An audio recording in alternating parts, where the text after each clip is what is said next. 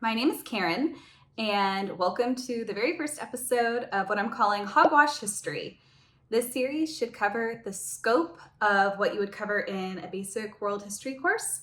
If you're here looking for a little bit of help, I hope these videos help you. If you just like hearing somebody ramble about history, I hope you enjoy this video. For purposes of a course, if that's why you're here, please keep in mind that historians are not really that concerned with names and dates. Your history teacher probably is, but a historian is not. What they're interested in are patterns where you're going from one era to another. You're looking at comparisons between different people groups. You are looking at how have things changed over time and what caused those changes. So history is really useful when you're looking at kind of a larger scope. That's the purpose of world history. You're using your wide focus lens, you're zooming out as far as you can, and you're trying to figure out why is history and why have mankind developed in the way that they have. For a history class, there's going to be a little bit more concern with names and dates. I'm not going to lie to you. And so I hope that while I am probably more focusing on big picture ideas within world history, that we can get a little bit of names and dates and vocabulary and things like that in here so that if you're just looking to listen to something while you're studying for a test, maybe you can listen to this while you're on the treadmill and get a little bit of information inside of you. History itself is about questions. It's about teasing out how humans have changed over time and how it has stayed the same. For a test, you may be expected to memorize vocabulary, names, dates, or geography, and I hope to help you do that. I do. But I also hope that maybe we can grow in a little bit of appreciation for what history is and what it can be. If you've got a teacher who maybe isn't making history come alive for you, I'm really sorry about that because history is such a fascinating and wonderful thing. And I really hope more than anything else that I can share that fascination and wonder with you. Humans are fascinating. It's amazing. Guys, we're here. We exist. Should we? I don't know. I'm just surprised. We exist. And we have this ability now to map out how we even got here to the modern era that we're in. And it feels pretty impossible because there were a lot of wars and a lot of disease and a lot of famine. Things did not always go well for early humans. Things are not necessarily going perfectly right now. Our story is fascinating with pain, with empathy, with disaster, with shocking revolutions and growth in technology. Humans have struggled and survived, and they have built together civilizations against all odds. And that's what history is. It's the study of how humans have beat the odds again and again and again and exist. So I hope that that's something you're interested in listening to. For studying history, and this is kind of more of a recommendation than hard and fast rules, I would really recommend looking for the 3 C's, which is change, comparison, connection. These are not the end-all be-all, for the record. They are just modes of looking at a time period. So say you need to write a long-form essay question or you need to write a paper. A good way to start is developing your thesis. A thesis statement is going to be an argument or a statement that summarizes what the main point of your essay is. It is not something that is wishy-washy. It's got to be something direct and to the point that you can have supportable evidence for. An example of a thesis that would be acceptable when talking about, say, the Paleolithic and Neolithic eras, you're asking the question, what advantages did Afro-Eurasia have over the Americas when talking about the agricultural revolution? So the thesis would be Mesopotamia had several advantages over Mesoamerica and was able to achieve the agricultural revolution sooner because of these advantages. And then you would go on to write a paper where you would have specific examples of why it was that Afro-Eurasia and Mesopotamia were able to achieve the agricultural revolution first. So you would look at things like geography, the animals and cereal grains that are available. Just remember that the purpose of a thesis statement is that you are making an argument. Just validate your argument with facts. And if you don't have an argument yet, look at the 3 C's. So change, let's start there. It's asking how a transition has occurred, or has any transition occurred? Probably so, if you're studying it as a time period. The Neolithic and Paleolithic, the big change that occurred is that they moved from a hunter-gatherer society to that of a agricultural society. Why?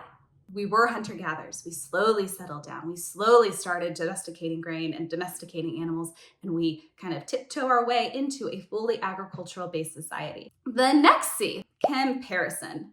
This is identifying similarities and differences in experiences through different peoples of the world. And I will warn you now, I'm warning you now, never say that something had many similarities and differences as your thesis statement. Don't do it. You're wrong. Your teacher will not like it. The AP test will not give you a point. There's no such thing as similarity and differences in a thesis statement. It's this thing happened. This thing didn't happen. And you are still marking differences, but you're not just saying there were many similarities and differences. You are going to actually state that it was different and then mark those. This probably sounds more extreme than it needs to sound, but I'm telling you, this is like the bugaboo of history professors everywhere. Connections. Connections are globalization. We're in it. We're in the era of connectivity right now. So what were the outcomes of people meeting or not meeting at certain time periods? What exchanges got made DNA-wise, or otherwise, if we're talking about technology, skills, crafts, knowledge. Certainly, some civilizations are certainly more isolated than others. So Australia is a great example of that because the Aboriginals of Australia were there. They didn't really have a lot of contact, and so the agricultural revolution never made it to that group of people. They maintained a hunter society civilization the whole time. So as time goes on, when you're talking about connections, so you're starting small, you're talking about maybe villages and tribes coming in contact with each other, and they're saying, hey, this plant doesn't kill you if you go up that way, or hey, we found this really nifty way to kill this mammoth. And then it evolves until like you've got the Chinese with the Silk Road, which is going to stretch from China all the way into Europe. And what kind of transfers of information and technology are occurring there? And then you've got all the way up to today. Tell me that the smartphone and social media have not allowed for greater exchanges of information and technology than any other time in human history. Globalization. It's here. Is it good? We think so, I guess. Again, these are not the end-all be-all of questions you should be asking yourself when you're writing a paper. There are lots of questions you can ask about a specific time period, but if you are stuck or you don't know how to answer a long-form question that's been given to you on a test, this is really where I would recommend you starting. Ask yourself, was there change? Were there connections? What are comparisons that can be made? Just be sure that your thesis statement is very clear. It's always worth a point, I promise. The next part here, it's just information. So we're going to start with the informative part of the series now.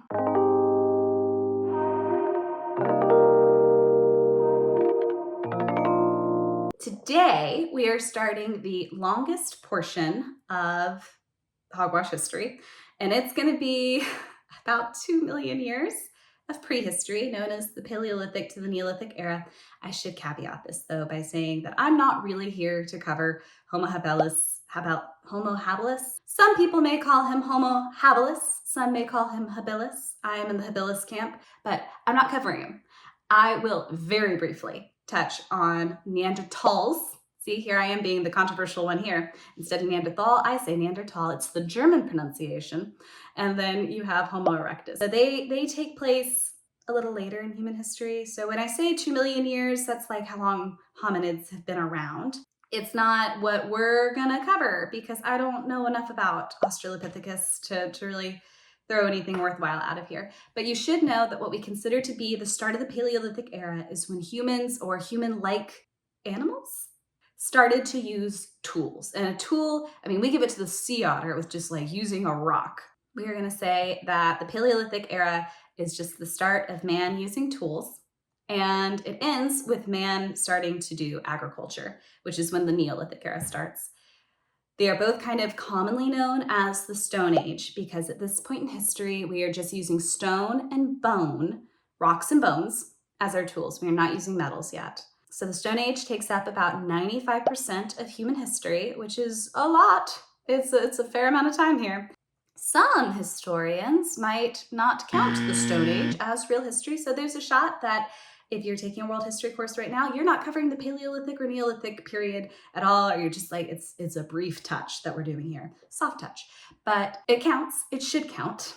It's prehistory technically because they didn't have writing, and that might be a multiple choice question on a test. The reason why we consider it prehistory is because they didn't have writing yet. They couldn't record what they were up to. But I I don't really find that to be fair. I think it's very dismissive of the Paleolithic and Neolithic people. They're not largely unknowable. We know a lot about them based on archaeological evidence. So we have recorded objects that they used, like the stone tools or bone tools. They had jewelry, they had pottery, they had paintings. I mean, have you seen the cave paintings at Lascaux in France? It's amazing. I'm gonna have pictures right here. Boop, boop. These paintings depict bulls and horses and human handprints where they like kind of did the blowing of paint probably around it to create a negative image.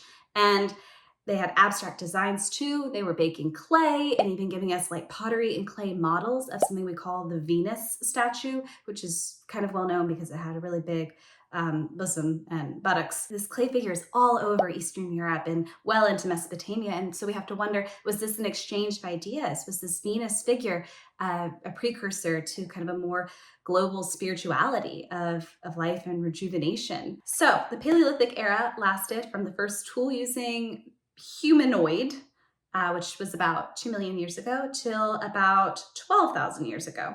Homo sapiens sapiens, and it's an S on both of those, and it's double the sapiens for fun, appeared around 150,000 years ago in Eastern and Southern Africa. The reason we call it Paleolithic is paleo means old in Greek, and lithic means stone in Greek. So it literally means old stone. That also could be a multiple choice question. Homo sapiens sapiens were defined by their rounded skulls, their straight foreheads, their smaller jaws, and then they're going to have firm chins. Till about 100,000 years ago, this was a very exclusively African story, but things began to change. They started to expand. It is thought that they numbered about 10,000 when they started to expand out of Africa and then grew to about 500,000 by 30,000 years ago. At the end of the Paleolithic and start of the Neolithic era, they probably numbered somewhere between 4 to 6 million. The major achievement of humans during the Paleolithic age is that they were able to occupy every continent on the earth except for Antarctica. It's too cold for us there. So they left Africa about 85,000 years ago through the Red Sea. They may have been on boats. They may have taken kind of that little land bridge out of Africa into Saudi Arabia, modern day Saudi Arabia. And then from there, they're going to move north into Europe and out over Asia. They're going to be following the coast as they go because that's a safe place to catch game. There's fish in the ocean, so it's a reliable food source for the people who are moving. So they go out that way. They probably reach Australia, which is kind of a big deal because that means that at some point they had to get in a boat and sail 50 miles in open water. So that was probably about 65,000 years ago. It takes a little longer to get up to Europe. That's about 50,000 to 45,000 years ago. And when they get there, guess who they meet? It's the Neanderthals. We know they met because there's some DNA evidence. And then they go to Southeast Asia and spread out further. They get into Siberia, and then they're going to take the Bering Strait into North America. So going from like Siberia into Alaska, and then they're going to follow the Pacific coast down into South America. And that's how they did it. They got everywhere. We know that they probably crossed during the Ice Age. So that's probably about 20,000 years ago. And we have no idea how long it took them to get from North America to South America. Anyone's guess is as good as mine. During the Ice Age itself, which started about 20,000 years ago, most people kept at the coast, but some didn't. Some were living in that Ice Age world, hunting mammoths. But it was very, very cold, and it only got colder in the earth. So the average temperature probably was somewhere around 46 degrees Fahrenheit or 8 degrees Celsius during the last ice age. Humans lived as hunter-gatherers during the Stone Age and only began to start settling down during the Neolithic era. The weather was very cold all year round. Glaciers covered most of the earth because it was the Ice Age, and their diet consisted mostly of nuts and berries if they could find them, and meat. There is no being a vegetarian during the Paleolithic era, at least not an alive vegetarian. So they followed herds and they hunted those herds. So when you have a whole group of large mammals, and there's not a ton of food around that are grasses, you kind of just have to move around as your herd depletes the natural resources. So humans, ergo, followed the herds around also so that they would have meat. Humans had 4 major advantages when it came to becoming the most effective predator or successful species on the planet. This would also be a multiple choice question or a long form answer. And it's going to be fire, language, tools, dogs. Dogs! How fun, right? Language developed and enabled people to communicate with each other a lot more effectively. They could plan and work together, especially during hunts, and they were able to outsmart prey. We do not know what any of these languages sounded like or how complex they were because there's no written record of them. So we really don't even have a good guess. But we do know that people in the Paleolithic era were able to talk and trade and share information and share experiences about specific animals. They also seem to have a pretty deep spiritual life and music. They made music. So language and the very things that kind of make us human in a lot of ways, the ability to have a complex spiritual life, the ability to have friendships and relationships, the ability to share knowledge. This is all here right away. This is what made Homo sapiens sapiens such an effective human. Number 2, talking about fire. Fire provided warmth at night. It kept away predators and it cooked meat. Uncooked meat is pretty dangerous. Don't know if you've heard, the FDA doesn't recommend it. It can have a lot of bacteria in it and it does not preserve very long. Cooking meat makes it safe and it makes it tastier, or at least I think it does.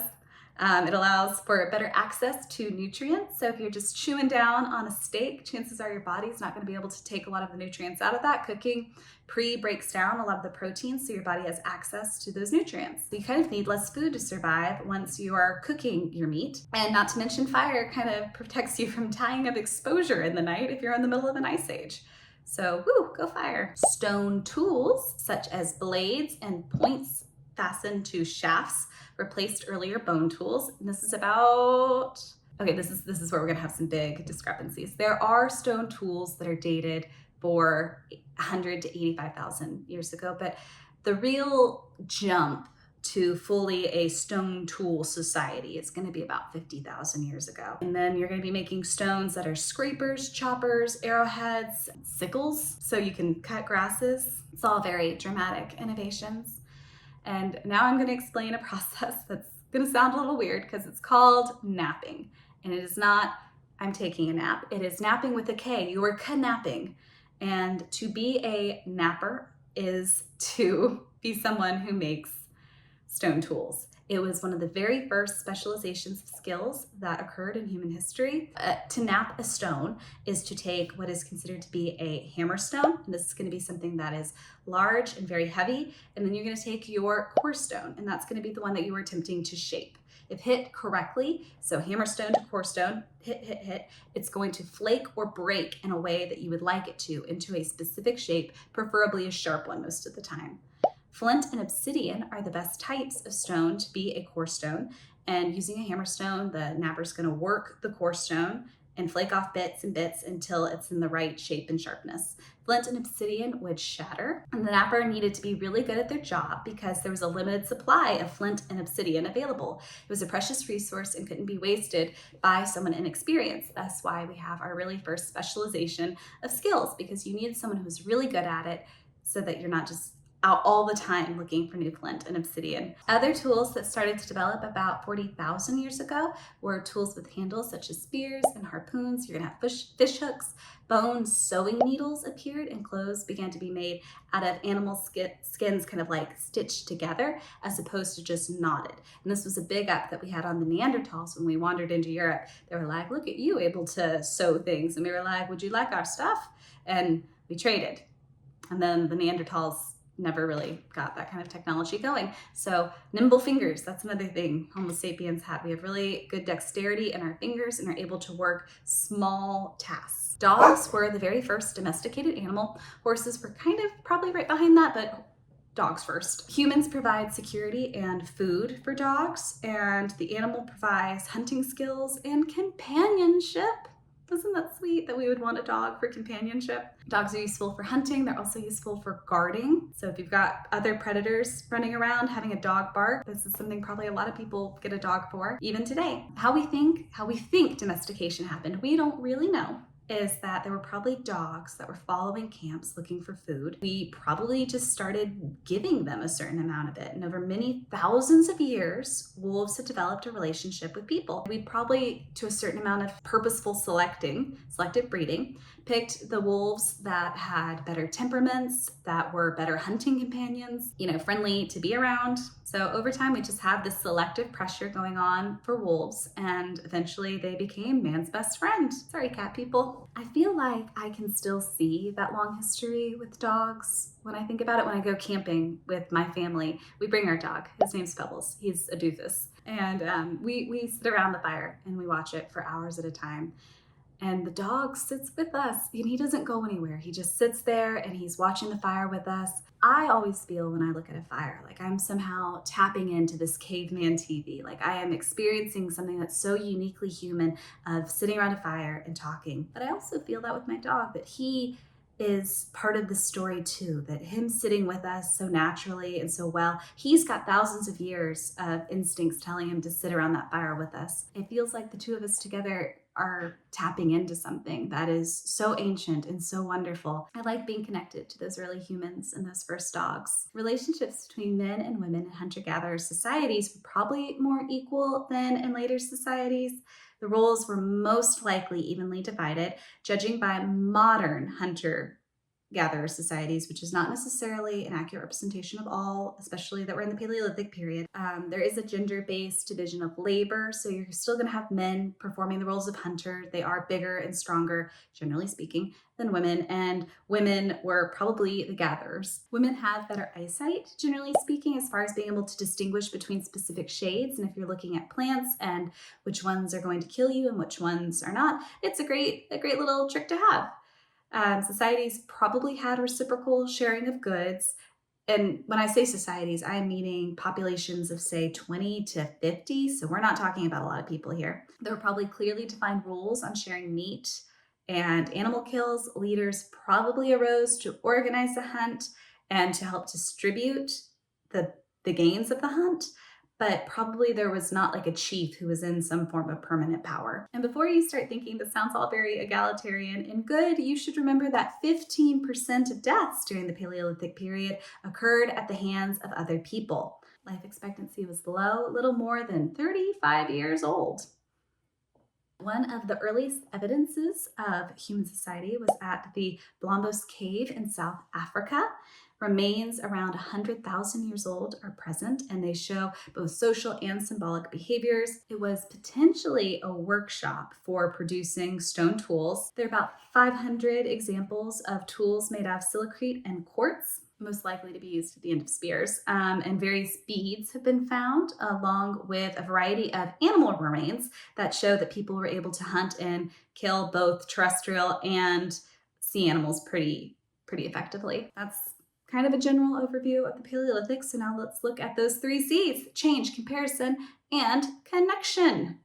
So for change, over the course of about 90,000 years, it's a long time, and really, when we talk about this, please remember we're talking in terms of thousands of years. This is a really long time. Change is slow, but it is occurring. In the space of history and how we measure things in millions of years for pretty much everything else, like this is warp speed. We should be impressed with these early humans. But to us, this is slow. So don't think of this as like, wow, it took them this long to figure this out. We should be like, wow, they figured this out. Over the course of 90,000 years, humans were able to inhabit every continent on Earth except for Antarctica. Humans gained control over fire, transitioned from using simple bone tools, and began to craft their own. The first specialized skill developed in small communities, and humans developed language, art, music. The language enabled them to hunt more effectively as a team, and they domesticated their first animal, the dog, and potentially horses later on. Comparison is a little harder in the Paleolithic era, so we're probably going to put a pin in that until we get to the Neolithic, where there are going to be a few areas we can do some comparisons. So for connections, we have people living together in tribes of about 20 to 50. They migrated together and would have met other people. While there may have been a certain amount of violence between these small tribes, there is evidence that they traded goods, shared information about herds, hunting techniques, language, crafts such as pottery and baked clay. Potentially there was a religious transfer that occurred based on the abundance of the Venus figures that are in Eurasia through Mesopotamia. Development is very slow, but it is happening. Technology is improving. Okay, so next we're going to start with the Neolithic era. The Neolithic era saw the transition from hunter-gathering society into a farming society. This began about 12,000 years ago, so 10,000 BCE, and it begins just as the last ice age is ending. Questions you should ask about the Neolithic age are: why and how did humans begin this practice of farming and animal husbandry? And then what changes to human life did this new technology bring? To start, the ice age is ending. It's big news.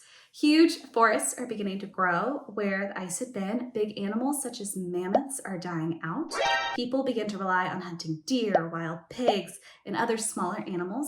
Plants and animals that were not able to survive during the ice age are now able to flourish and increase their range and variety, providing much richer and diverse environments for human societies. More food meant more people, and growing populations in turn required an even greater amount of food and a more intensive exploitation of the environment. So this is kind of a double-edged sword. So when herds and gathered plant life could no longer support a growing community, they needed to have an answer for how they were going to get enough food to eat.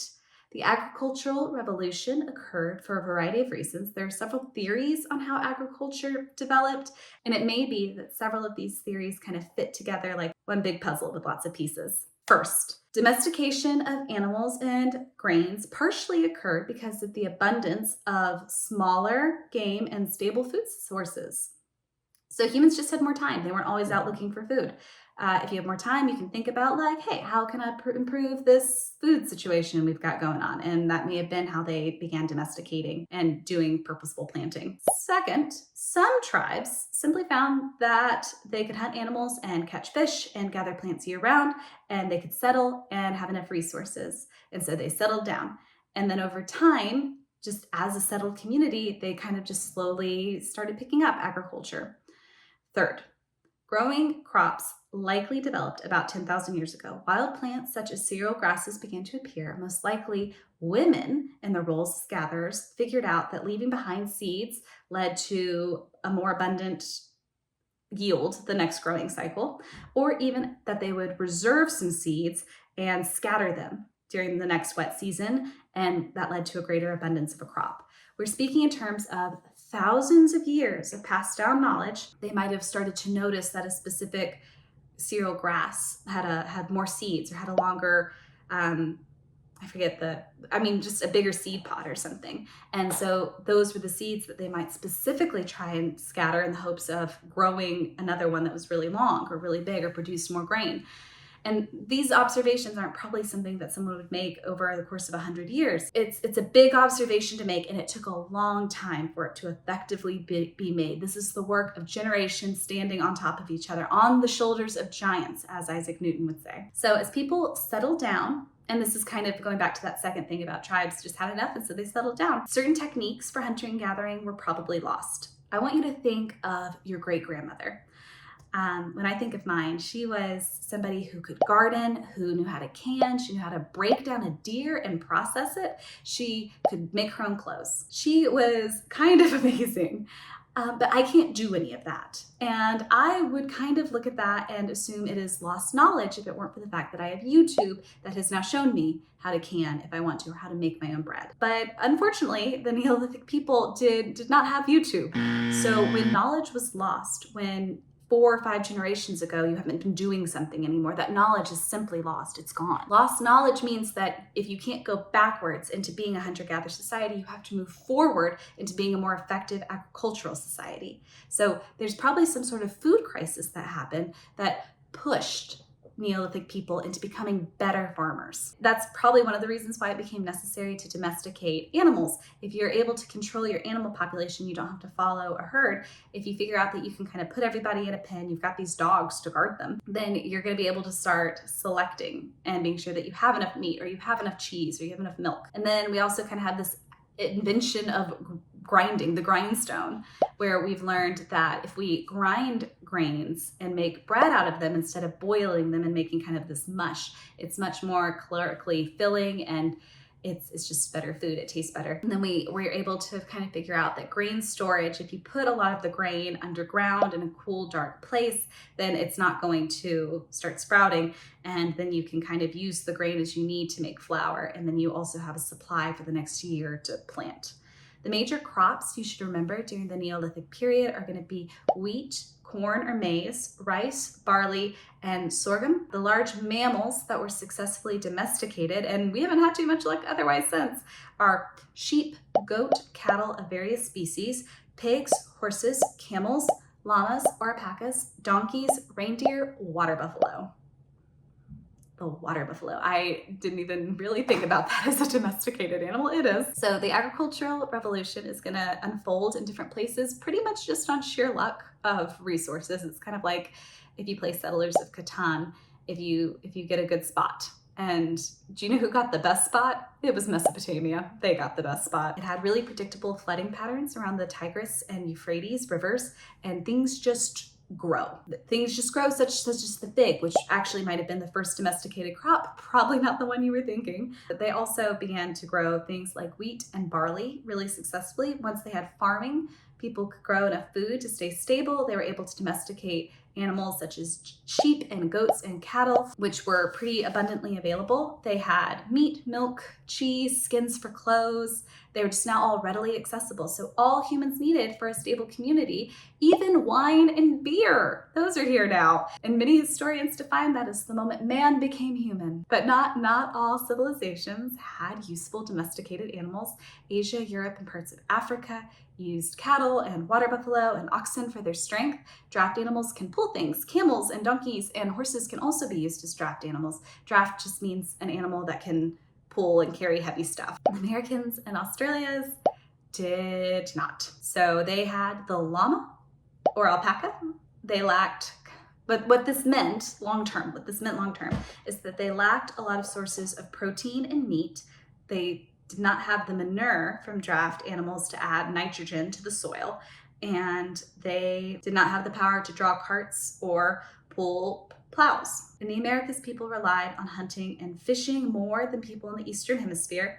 Maize and corn were domesticated in Mexico, but it's not as calorically dense as wheat and barley. Mesoamerica had to supplement with beans and squash, which you might know as the three sisters. If you ever plant a garden, you can plant all three right on top of each other, and they work really well for each other. The beans add nitrogen into the soil, which means the squash and the corn grow really well. That's another kind of like gene selecting the screw well together. Hooray, that people figured it out. This process took 3,500 years in Mesoamerica, and due to the geography, it took several thousands for it to make its way north to south, just to make it a few hundred miles. So the north-south geography versus east-west kind of functioned as a bottleneck for technology in between South America and then getting things up into the southwestern United States. For example, the llama, the guinea pig, and the potato never reached Mesoamerica at all. Just didn't get there. It stayed in the Andean highlands. In Afro-Eurasia, agriculture spread in two main ways. There was this gradual spread without extensive movements of peoples. Neighboring groups may have just kind of exchanged ideas, and as groups kind of slowly moved outwards, the information went with them. The second process is going to be migration of agricultural people. There may have been environmental pressures or pressures on surrounding people that would have forcibly moved groups to new locations. Agricultural revolution lasted 10,000 years or more after its first emergence in the Fertile Crescent. That doesn't mean that hunter-gathering lifestyles completely disappeared. Some areas lived in areas unsuitable to farming and simply didn't. Others had an abundance of resources and they just never needed agriculture. Australia, for example, never moved away from hunter society, even though nearby Papua New Guinea had agriculture, though it was likely settled by a group that had already experienced the agricultural revolution and hadn't developed it in an isolated environment. Some early cities would be Jericho and Çatalhöyük, that's in Turkey. So Jericho is located in the Levant, or kind of like that modern Palestine-Israel area.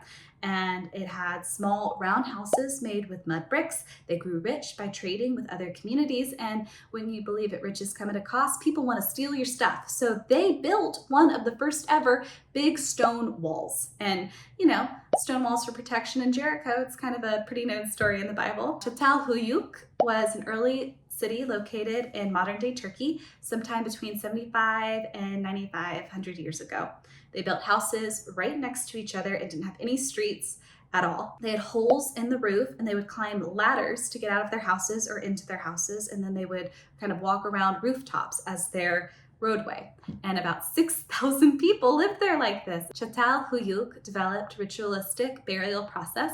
Bodies were probably left outside the city wall or left outside the city to rot, and then buried under a bench in the house or in a shrine room. Their skulls may have been put on display to show respect to the dead, which may that never occur to my skull. I don't want it on display. Some practices were to bury the dead in the houses and then fill the houses completely with dirt and then build a new house on top of the buried house. So it's just like layer on layer on layer. So you're literally living on top of your dead ancestors.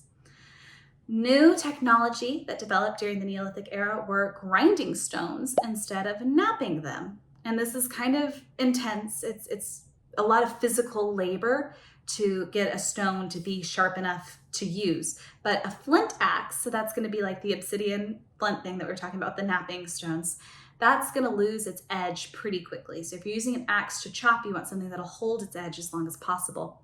And something that you've sharpened stays sharp for a lot longer. The loom also developed probably by women who could use plant fibers now to create fabrics. So for the first time, we're gonna have textiles. And then the sickle for cutting grain, which was probably invented during the Paleolithic period, but now it's gonna grow a lot more common in about 8,000 BCE. So let's do our 3 C's now for the Neolithic era. Change. From Paleolithic to Neolithic, the biggest change was the development of agriculture and the domestication of large animals and grains. The reason for this development, so comparatively late in human history, which is a question like what triggered this change, was the end of the Ice Age. Things got a lot warmer, there was a lot more biodiversity happening. Bigger game animals like the mammoth had died out, so humans began to hunt smaller animals that could be conceivably managed as livestock.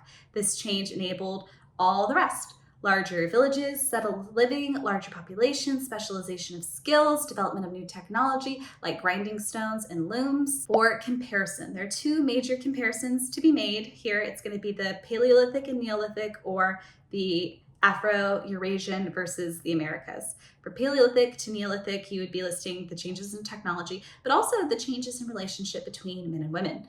The Paleolithic world was pretty egalitarian or equal. Women were most likely pioneers when it came to discerning which plants were more nutritious and which could be cultivated, which seeds should be saved.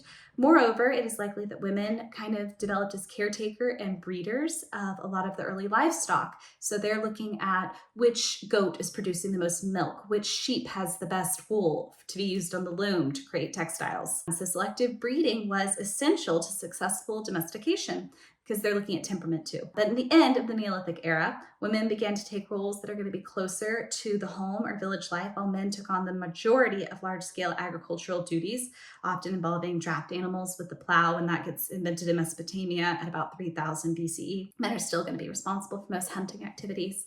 Women would make crafts like pottery and, using the newly invented loom, textiles. So don't picture that women are still not doing a ton of work, because they are. Village life and child rearing and creating pottery and cooking all the meals and storing all the food and processing all the food. Like, this takes an enormous amount of time. So it's still a division of labor. It's just the more like personally, physically demanding, like pushing a plow across a field, is going to go to the men. As we'll see, kind of turns into more of that stratification of society, where men are going to start taking on more leadership roles, and the rights of women are going to get a lot smaller. For Afro-Eurasian versus the Americas, the best comparisons are going to be why the agricultural revolution took place in Mesopotamia and what advantages Afro-Eurasia had over Mesoamerica and the Americas in general. This would include the more calorically dense cereal grains, such as wheat, barley, rice, millet, and emmer. The Americas were limited to maize and relied on beans and squash to supplement their diets. Draft animals were also available in Afro-Eurasia, whereas the Americas only had the llama and alpaca. Draft animals are useful for pulling. Their manure can be used for fertilizer, and their meat and byproducts such as milk, wool, fat, their hides can be utilized further. In a similar vein to comparison, connection also kind of has an interesting Americas versus Afro-Eurasia twist. So with the Americas being a geographically north-south continent with a thin bottleneck at the center and long mountain ranges throughout, people were kept pretty isolated. So there just isn't going to be a lot of sharing of ideas and technology. It takes a lot of work to get from the other side of the Andes to the other side of the Appalachian Mountains. It just doesn't get there. It doesn't happen. In contrast, Afro-Eurasia has a much more kind of east-west geography, and Mesopotamia is really right at the center of it. There's a reason people have long called Jerusalem the center of the universe. So with the Fertile Crescent as a relatively central location, technology and development, agriculture and domestication could be spread at a much faster rate. Please, please, please remember that we are dealing with thousands of years, not hundreds of years. So what seems slow is fast in the big scale of history, I promise you. Connections also had some negative side effects. Those negative consequences of the agriculture revolution included tooth decay, because we're eating a lot more grains now and this can rot your teeth. Malnutrition, because maybe you're not getting all the necessary things you need out of just one loaf of bread. You're not getting essential iron, so you might have anemia now. Shorter physical stature, because you're not getting as much protein. Diminished life expectancy. We're living closer to animals. That means we're going to have some fun crossover diseases. We're going to have measles, chickenpox, malaria, TB. We're going to have rabies. Fun. Larger communities also generate those fun things called epidemics, where disease would ravage community. You might be thinking that populations would have shrunk or not grown very much during this period, but the Neolithic had a lot of growth despite all these negative pressures. So it grew from about 4 to 6 million people at the start of the New Stone Age to around 20 million by the start of the Bronze Age. Metallurgy saw the end of the Neolithic era and the start of the Age of Metals. So next time we will journey into the Bronze Age to Mesopotamia around 3500 BCE, where complex civilizations that were based on bustling cities and governments with formal states formed for the very first time. See you then. Thank you so much for watching this very first episode of Hogwash History. I hope you enjoyed it. Please consider liking or subscribing to this channel if you'd like to see more. Thank you for watching. Bye.